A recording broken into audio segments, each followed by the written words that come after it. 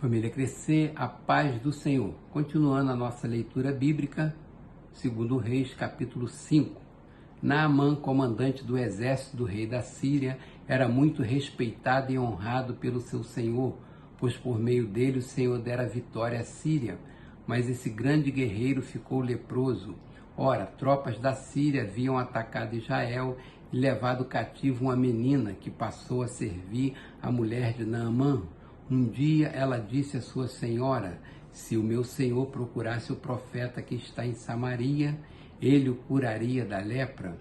Naamã foi contar ao seu senhor o que a menina israelita dissera. O rei da Síria respondeu: vá, eu darei uma carta que você entregará ao rei de Israel. Então Naamã partiu, levando consigo 350 quilos de prata, 72 quilos de ouro e 10 mudas de roupas finas. A carta que levou ao rei de Israel dizia: com esta carta estou te enviando meu oficial Naamã para que o cures da lepra. Assim que o rei de Israel leu a carta, rasgou as vestes e disse: por acaso sou Deus, capaz de conceder vida ou morte? Porque este homem me envia alguém para que eu cure da lepra? Vejam como ele procura um motivo para se desentender comigo. Quando Eliseu, o homem de Deus, soube que o rei de Israel havia rasgado suas vestes, mandou-lhe esta mensagem: por que rasgaste as tuas vestes? Envie o homem a mim, e ele saberá que há profeta em Israel. Então Naamã foi com seus cavalos e carros e parou à porta da casa de Eliseu. Eliseu enviou um mensageiro para lhe dizer: vá e lave-se 7 vezes no rio Jordão, sua pele será restaurada e você ficará purificado. Mas Naamã ficou indignado e saiu dizendo: eu estava certo de que ele sairia para receber-me, invocaria em pé o nome do Senhor, seu Deus, moveria a mão sobre o lugar afetado e me curaria da lepra.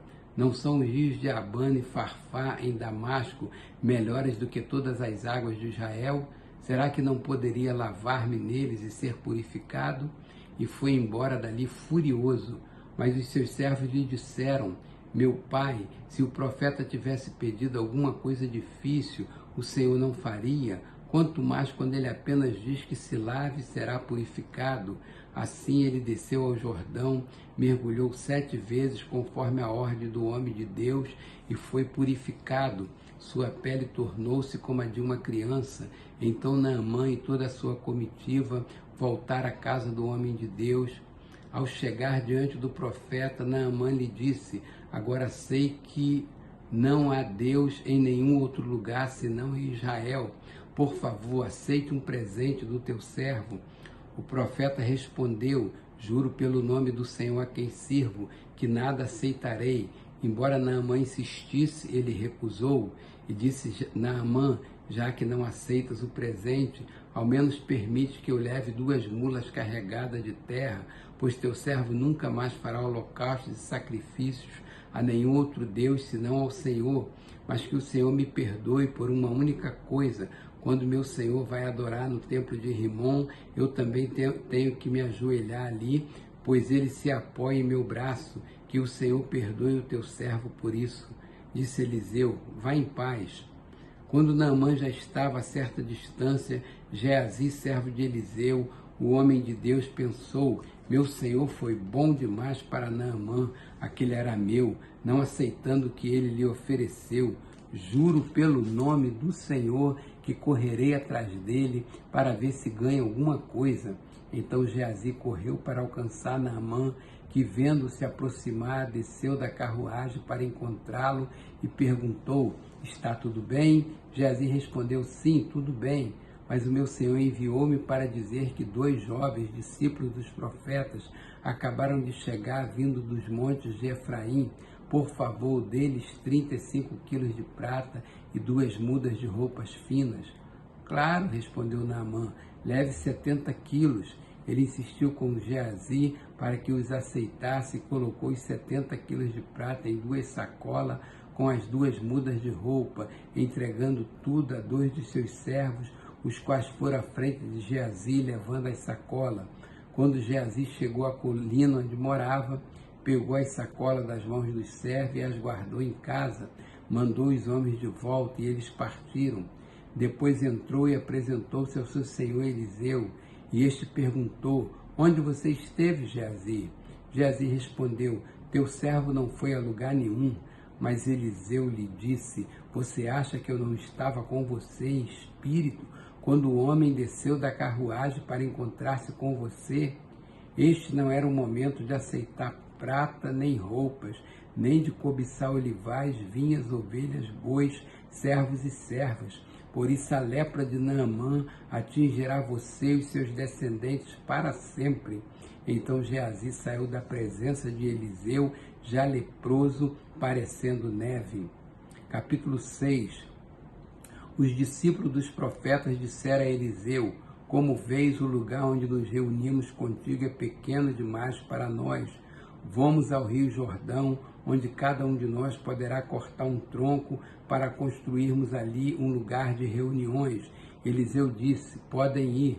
Então um deles perguntou: não gostarias de ir com os teus servos? Sim, ele respondeu, e foi com eles. Foram ao Jordão e começaram a derrubar árvores. Quando um deles estava cortando um tronco, o ferro do machado caiu na água, e ele gritou: ah, meu senhor, era emprestado? O homem de Deus perguntou onde caiu. Quando o homem lhe mostrou o lugar, Eliseu cortou um galho e o jogou ali, fazendo o ferro flutuar, e disse: pegue-o. O homem esticou o braço e o pegou. Ora, o rei da Síria estava em guerra contra Israel. Depois de reunir-se com os seus conselheiros, disse: montarei o meu acampamento em tal lugar. Mas o homem de Deus mandava uma mensagem ao rei de Israel: evite passar por tal lugar, pois os arameus estão descendo para lá. Assim o rei de Israel investigava o lugar indicado pelo homem de Deus. Repetidas vezes Eliseu alertou o rei, que tomava as devidas precauções. E se enfureceu o rei da Síria, que, convocando seus conselheiros, perguntou-lhes: vocês não me apontarão qual dos nossos está do lado do rei de Israel? Respondeu um dos conselheiros: nenhum de nós, majestade. É Eliseu, o profeta, que está em Israel, que revela ao rei de Israel até as palavras que tu falas em teu quarto. Ordenou o rei: descubra onde ele está, para que eu mande capturá-lo. Quando lhe informaram que o profeta estava em Dotã, ele enviou para lá uma grande tropa com cavalos e carros de guerra. Eles chegaram de noite e cercaram a cidade. O servo do homem de Deus levantou-se bem cedo pela manhã e, quando saía, viu que uma tropa com cavalos e carros de guerra havia cercado a cidade. Então ele exclamou: ah, meu senhor, o que faremos? O profeta respondeu: não tenha medo. Aqueles que estão conosco são mais numerosos do que eles. E Eliseu orou: Senhor, abre os olhos dele para que veja. Então o Senhor abriu os olhos do rapaz, que olhou e viu as colinas cheias de cavalos e carros de fogo ao redor de Eliseu. Quando os arameus desceram na direção de Eliseu, ele orou ao Senhor: fere estes homens de cegueira. Então ele os feriu de cegueira, conforme Eliseu havia pedido. Eliseu lhes disse: este não é o caminho, nem esta é a cidade que procuram. Sigam-me e eu os levarei ao homem que vocês estão procurando. E os guiou até a cidade de Samaria. Assim que entraram na cidade, Eliseu disse: Senhor, abre os olhos destes homens para que possam ver. Então o Senhor abriu-lhe os olhos e eles viram que estava dentro de Samaria. Quando o rei de Israel os viu, perguntou a Eliseu: devo matá-los, meu pai? Devo matá-los? Ele respondeu: não. O rei costuma matar prisioneiros que captura com a espada e o arco. Ordena que lhes sirva comida e bebida e deixe que voltem ao seu senhor. Então o rei preparou-lhes um grande banquete e, terminando eles de comer e beber, mandou-os de volta para o seu senhor. Assim as tropas da Síria pararam de invadir o território de Israel. Algum tempo depois, Ben-Hadad, rei da Síria, mobilizou todo o seu exército e cercou Samaria. O cerco durou tanto e causou tamanha fome que uma cabeça de jumento chegou a valer 80 peças de prata e uma caneca de esterco de pomba 5 peças de prata. Um dia, quando o rei de Israel inspecionava os muros da cidade, uma mulher gritou para ele: socorro, majestade!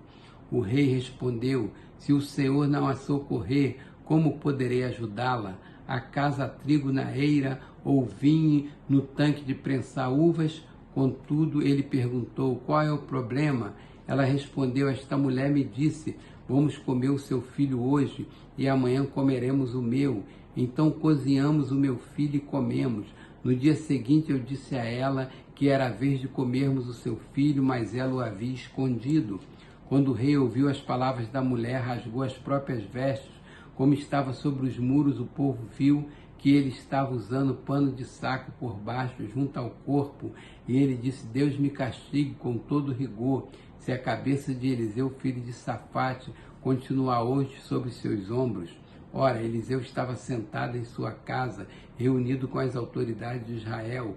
O rei havia mandado um mensageiro à sua frente, mas antes que ele chegasse, Eliseu disse às autoridades: aquele assassino mandou alguém para cortar-me a cabeça. Quando o mensageiro chegar, fechem a porta e mantenham-na trancada. Vocês não estão ouvindo os passos do seu senhor que vem atrás dele? Enquanto ainda lhes falava, o mensageiro chegou. Na mesma hora o rei disse: esta desgraça vem do Senhor, por que devo ainda ter esperança no Senhor? Capítulo 7. Eliseu respondeu: ouçam a palavra do Senhor. Assim diz o Senhor: amanhã por volta desta hora, na porta de Samaria, tanto uma medida de farinha como 2 medidas de cevada serão vendidas por uma peça de prata. O oficial em cujo braço o rei estava se apoiando disse ao homem de Deus: ainda que o Senhor abrisse as comportas do céu, será que isso poderia acontecer? Mas Eliseu advertiu: você o verá com os próprios olhos, mas não comerá coisa alguma. Havia 4 leprosos junto à porta da cidade. Eles disseram uns aos outros: por que ficar aqui esperando a morte? Se resolvermos entrar na cidade, morreremos de fome, mas se ficarmos aqui, também morreremos. Vamos, pois, ao acampamento dos arameus para nos render. Se eles nos pouparem, viveremos. Se nos matarem, morreremos. Ao anoitecer, eles foram ao acampamento dos arameus. Quando chegaram às imediações do acampamento, viram que não havia ninguém, pois o Senhor tinha feito os arameus ouvirem o ruído de um grande exército com cavalos e carros de guerra, de modo que disseram uns aos outros: ouçam, o rei de Israel contratou os reis dos hititas e dos egípcios para nos atacarem. Então, para salvar a sua vida, fugiram ao anoitecer, abandonando tendas, cavalos e jumentos, deixando o acampamento como estava. Tendo chegado às imediações do acampamento, os leprosos entraram numa das tendas, comeram e beberam, pegaram prata, ouro e roupas e saíram para esconder tudo. Depois voltaram e entraram noutra tenda, pegaram o que quiserem e esconderam isso também. Então disseram uns aos outros: não estamos agindo certo, este é um dia de boas notícias e não podemos ficar calados. Se esperarmos até o amanhecer, seremos castigados. Vamos imediatamente contar tudo no palácio do rei. Então foram chamar as sentinelas da porta da cidade e lhes contaram: entramos no acampamento arameu e não vimos nem ouvimos ninguém. Havia apenas cavalos e jumentos amarrados e tendas abandonadas.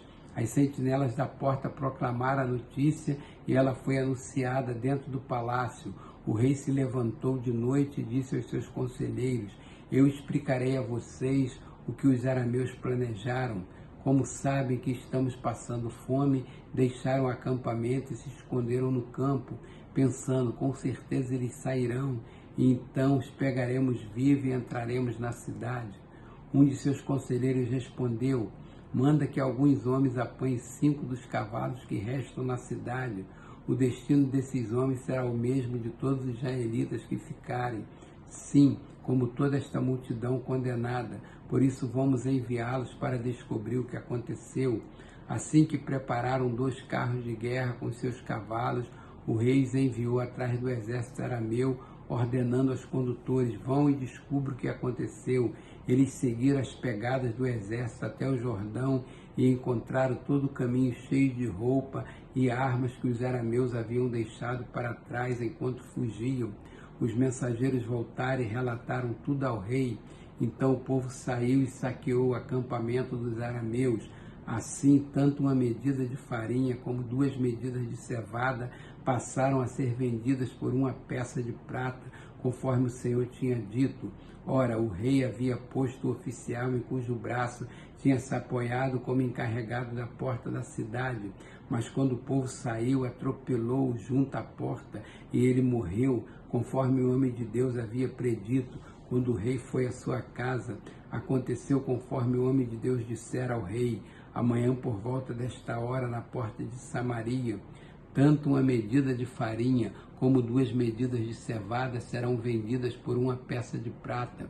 O oficial tinha contestado o homem de Deus, perguntando: ainda que o Senhor abrisse as comportas do céu, será que isso poderia acontecer? O homem de Deus havia respondido: você verá com os próprios olhos, mas não comerá coisa alguma. E foi exatamente isso que lhe aconteceu, pois o povo pisoteou junto à porta da cidade e ele morreu.